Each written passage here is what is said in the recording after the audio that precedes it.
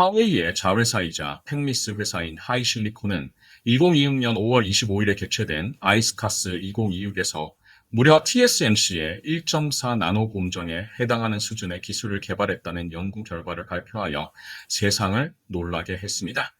많은 미디어의 경악과 호들갑이 이어지고 있는 가운데 하이실리콘의 수장인 허팅보의 발표에서 주목해야 할 진짜 기술은 이것이 사실 1.4 나노 공정 기술 그 자체가 아니라 그런 공정을 사용했을 때 확보할 수 있는 트랜지스터 밀도에 해당한다는 것입니다. 물론 그렇다고 해서 그 기술 자체를 폄하할 필요는 없지만 또 과대평가할 필요도 없습니다. 화웨이가 발표한 기술 자체는 사실 화웨이에게 오리지널리티가 있지 않습니다. 이미 학계와 업계에서는 10년도 더 전부터 개발해왔거나 이미 상용화된 기술이기 때문입니다. 화웨이가 어제 발표한 것은 개발이 어느 정도 끝난 기술이지만 자세한 스펙은 공개하지 않았기 때문에 정확히 이들이 기존의 기술과 무엇을 차별화했는지는 조금 더 지켜봐야 합니다. 그렇지만 이들이 주장하는 기술 핵심 원리 자체는 이미 잘 알려져 있으므로 그 부분부터 살펴보겠습니다. 기술 개념은 비교적 간단하게 이해할 수 있습니다. 이른바 타우 스케일링이라는 기술입니다.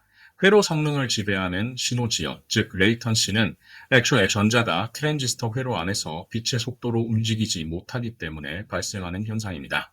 특히 트랜지스터 안에서는 타우 이퀄 R 곱하기 C로 결정되는데 이를 RC 시정수라고 부릅니다. 이는 전자공학과 학부 과정에서 배우는 기본 중의 기본입니다.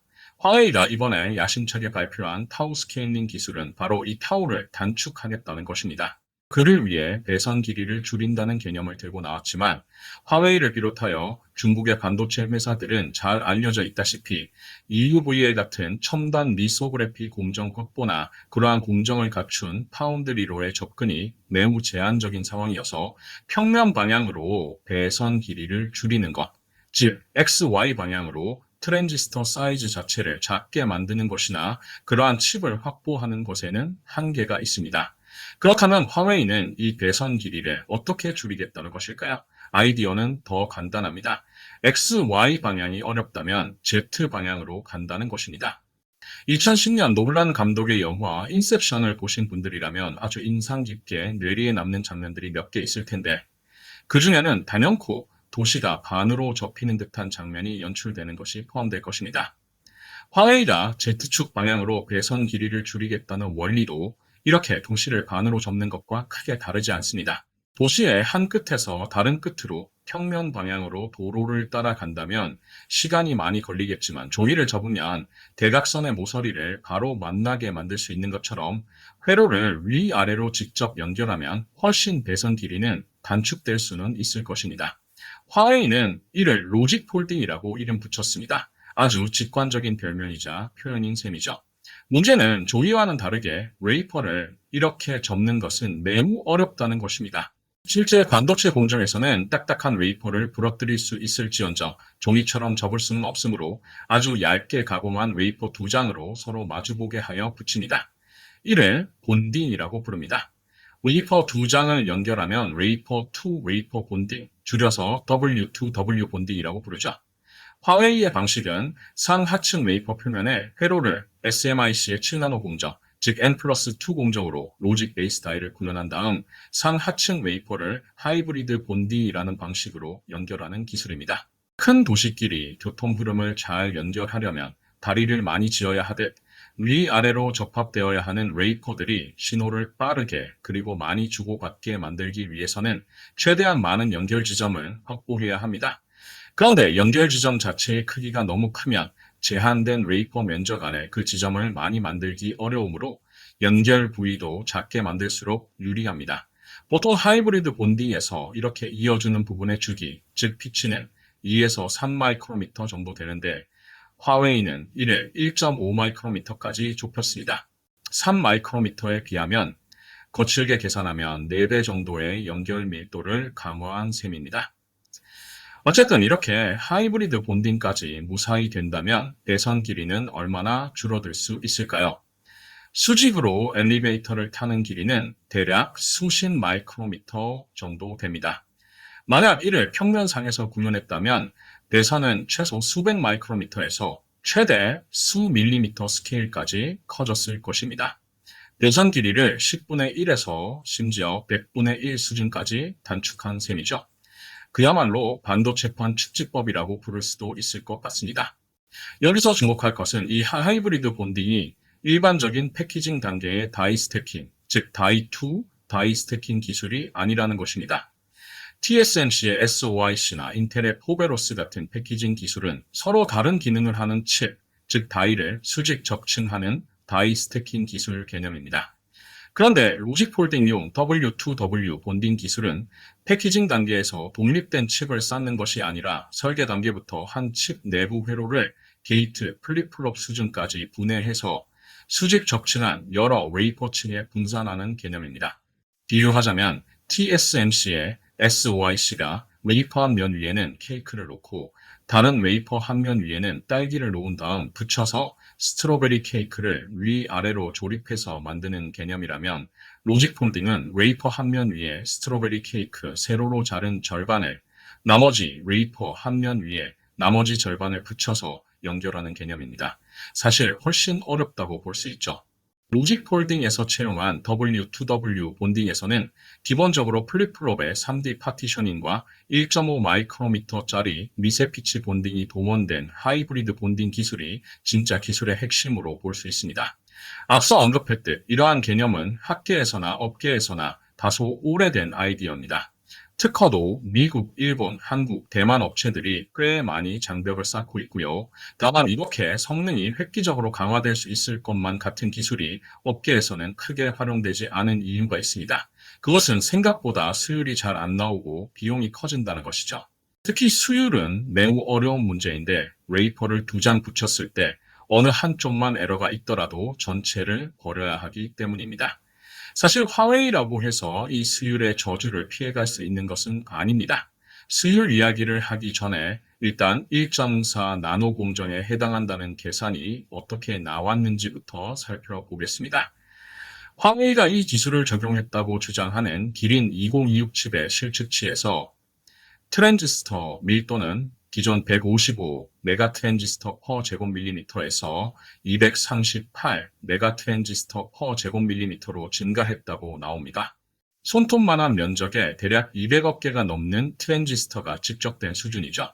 화웨이의 논리는 이렇습니다. 일단 SMIC의 7나노 공정으로 만든 단층 칩의 트랜지스터 밀도가 약 155 메가 트랜지스터 per 제곱밀리미터이고 2층으로 폴딩해서 붙였는데 그중 유효 트랜지스터 밀도를 따져보니 238 메가 트랜지스터 per 제곱밀리미터가 되었다 이겁니다. 이 238이라는 트랜지스터 밀도는 TSMC나 인텔의 로드맵상 1.4 나노 혹은 14옹스트롬, 즉 A14급 테크노드의 예상치에 해당합니다. 그래서 화웨이는 1.4 나노 테크노드 공정에 해당하는 이른바 이퀴벌런트 기술이라고 발표한 것이죠. 사실 화웨이가 이렇게 다소 무리를 해서 이 기술을 이 시점에 발표한 것은 다분히 여러 의도가 있습니다.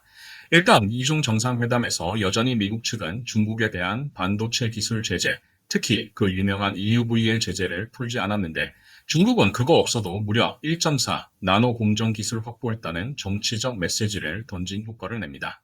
또 하나는 화웨이는 어쨌든 반도체 외에도 AIDC 사업도 해야 하고 AX 사업도 해야 하는데 일단 그러한 용도로 NPU든 GPU든 만들어야 하는 입장에서 요원의 파트너인 SMIC의 로드맵을 강제로 끌어올려 자사의 로드맵 방어와 중국 정부와의 발맞추기를 노렸을 수도 있습니다. 사실 화웨이나 중국 정부가 원하는 것처럼 EUVL이 없어도 1.4 나노 공정을 이룩한 것 같은 느낌은 구현할 수 있습니다. 문제는 그것은 실제로는 1.4 나노 공정에서 이룩해야 하는 다른 물성과는 별로 상관이 없다는 것입니다. 즉, 로직 폴딩이나 타우 스케일링 기술은 EUVL을 카웨하거나 대체할 수 있는 기술이 아니라는 뜻입니다. 트랜지스터 밀도만 놓고 보면 그럴듯해 보이는데 왜 대체하기 어렵다는 것일까요? 사실 단층에서 7, 5, 4, 3, 2 나노 등으로 계속 트랜지스터 크기 자체를 작게 가져가는 것에는 트랜지스터 밀도를 높이는 것 외에도 다른 목적이 있습니다. 채널 길이 단축뿐만 아니라 게이트 제어, 누설 전류 제어, 스위칭 에너지 단축 등의 효과가 그런 목적이죠. 만약 이러한 단층 트랜지스터 성능 개선 없이 그냥 쌓기만으로 트랜지스터 밀도 높이기에만 매진하면 밀도 자체는 달성될 수 있을지 몰라도 단층에서 처리해야 하는 성능 자체는 제자리 걸음이 됩니다. 전력을 같은 세대 트랜지스터보다 10배 이상 소요하거나 평면 방향에서의 신호 전달에 병목이 생길 수도 있죠. 무성 전류로 인해 본딩된 부위에서 열이 발생할 수도 있습니다. 사실 연 문제는 생각보다 심각합니다. 누설 전류에 의한 열 문제는 조금 귀여운 수준이고 진짜 열 문제는 W2W 본딩의 층수가 늘어날수록 심각해집니다. 1륜1도는 층수에 비례하는데 폴딩된 로직 칩은 열이 Z축 방향으로 이어진 뜨거운 막대기처럼 작동합니다. 뜨겁게 달궈진 구리선을 생각하면 됩니다. 이를 식히려면 차가운 물에 담그면 되겠지만 반도체는 그렇게 할 수 없죠. 그래서 평면 방향으로 방열을 해야 하는데 너무 높은 층수는 예를 들어 모바일 AP의 경우 4층 이상은 이 평면 방향의 방열을 위해서는 서멀 스로틀링이 필요하죠. 그렇지만 비현실적인 방법입니다. 또한 층수를 높이는 것은 앞서 언급한 수율 지옥에서 빠져나오기 점점 어렵게 됩니다. 층당 수율이 Y라면 N층이 접합된 칩의 수율은 Y의 N-1제곱이 될 것이기 때문이죠. 또한 층수가 누적될수록 EDA 및 타이밍 맞추기 난도가 점점 증가합니다. 어느 정도 층수가 되면 사실 그냥 쌓기보다는 처음부터 3D 트랜지스터를 제대로 설계하여 제작하는 것이 더 나을 정도가 됩니다. 수율과 공정 난도는 그대로 양산성의 한계로 이어집니다. 기술 가능성은 확인했지만 양산성이 보장 안 되면 반도체 회사는 칩을 생산하지 않습니다. 물론 손해를 무릅쓴다면 일부 생산할 수는 있겠죠. 사실 화웨이가 의존하는 SMIC의 7나노 공정 자체는 이미 2023년에서 2024년 사이 양산 테스트에 성공한 바 있지만 여전히 수율은 답보 상태입니다. 어쩔 수 없이 DUV 멀티 패터닝 공정을 통해야 하기 때문입니다. DUV 리소 장비 역시 이제 중국은 ASML 등의 장비를 신규 구매할 수 있는 경로가 막혀있는 상황이라 DUV 멀티 패터닝으로 인한 장비 감가상각률 증가 문제를 마주치게 됩니다. 리소 장비뿐만 아니라 사실 본딩 장비 역시 중국이 충분히 국산화한 영역은 아닙니다. 미세피치 본더, 웨이퍼 반막화 장비, 정밀 정렬 계측 장비 등은 대부분이 미국이나 일본 장비이고 이는 점점 중국이 확보하기 어려운 장비들입니다. 게이트 레벨 EDA 툴체인 역시 결국 핵심 라이브러리와 IP는 미국의 시놉시스, 케이던스가 가지고 있어서 수급이 어려워지는 상황이고 그로 인해 첨단 3D 노드의 설계, TAT, 즉 턴어라운드 타임의 검증 비용은 치솟고 있는 상황이죠. 양산으로 들어가면 이러한 문제를 정면으로 마주해야 하는데 화웨이는 이 기술을 당장 양산에 투입하진 않고 아마도 2030년 초반까지 완성하여 투입하려는 것으로 보입니다. 이는 적어도 2031년까지는 비용이 얼마가 되든 이빨이 없으니 잇몸으로 버티겠다는 것입니다. 그 시점쯤 되면 미중 관계가 완화되어 중국이 1세대 장비나마 EUVL을 구할 수 있게 될지도 모르고 설사 그렇게 안 된다고 해도 중국은 그 시점쯤이면 자체 EUVL은 무리지만 DUVL 장비는 어느 정도 자급할 수 있는 상황이 되었을 수도 있을지도 모릅니다.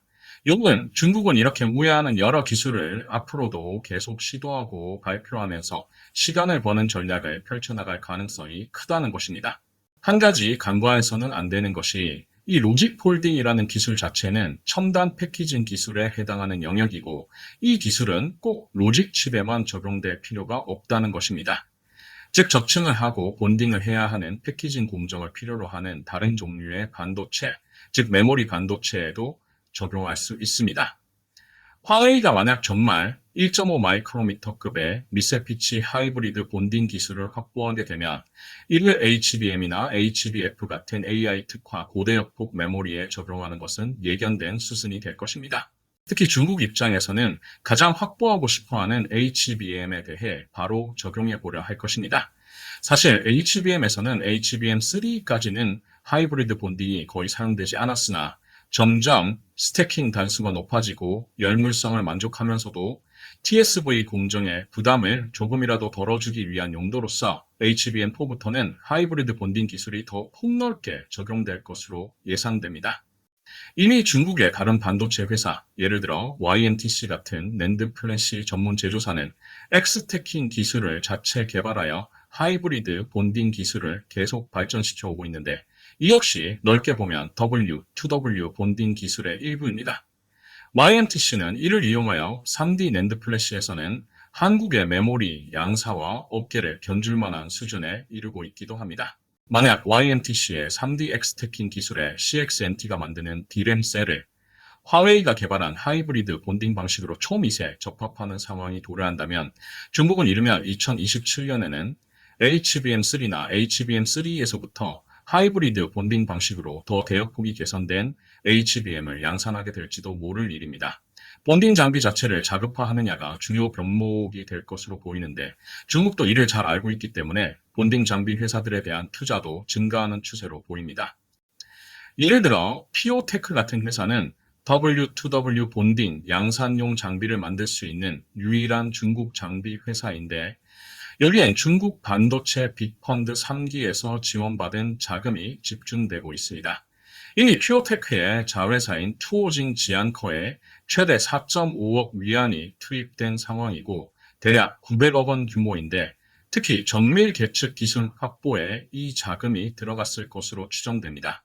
여기에 유프리시전이나 넥스웰, 나우라 같은 중국의 다른 장비 회사들도 가세하여 이미 HBM 본딩 장비와 TSV 애칭 장비도 동시 개발 중인데 이들의 기술 개발 속도를 보면 적어도 2030년대 초반에는 HBM3 양산 가능한 본딩 계측 정렬 TSV 일괄 장비가 출현할 가능성이 높아 보입니다.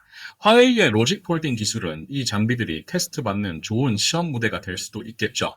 한국에서 화웨이가 발표한 로직 폴딩 기술에 대해 과도하게 반응할 필요는 없지만 그 기술의 이면에 있는 패키징 기술에 대해서는 신경 써야 하는 상황임은 맞습니다.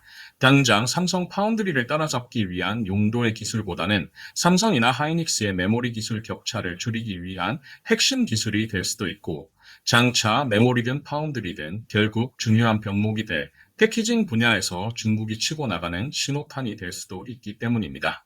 평면 방향으로의 트랜지스터 미세화, 직접 밀도 강화는 결국 한계에 봉착하는 것은 정해진 수순이고 그 다음 단계는 3D 트랜지스터를 처음부터 제작하거나 아니면 온갖 종류의 본딩과 패키징으로 덕지덕지 붙이는 개념으로 갈 수밖에 없습니다. 중국은 앞서 언급한 것처럼 자체적으로 확보하던 수입선이 다시 개방됨으로써 해외산을 확보하게 되든 그 시점까지 가만히 있을 수는 없으므로 이러한 우회로 기술을 꾸준히 테스트하고 양산에 무리를 해서라도 적용하려 할 것입니다. 그 과정에서 손해는 막대한 규모로 누적되겠지만 이들의 목표는 한결같습니다. 자급화도를 높이고 기술 로드맵에 마일스톤을 찍으며 시간은 자신의 편이라는 믿음하에 버티고 또 버티는 것. 중국 정부의 자금은 언젠가는 마를 수도 있겠지만 그 바통을 이어받아 살아남은 중국의 민간 대기업들의 자금이 남아있는 한 이러한 버티기는 지속될 것으로 보입니다. 물론 정부, 민간 모두 가용한 자금줄이 마른다면 중국 반도체 산업은 망하는 길로 가겠지만 그 정도쯤 되면 중국 경제가 이미 망하고 있을 것이므로 자금줄이 마르기보다는 사실상 중국식 방식으로 디커플링 되는 상황에서 과연 중국의 반도체 및 인공지능 컴퓨팅 생태계가 어떻게 살아남을지를 보는 것이 더 유용할 것 같습니다.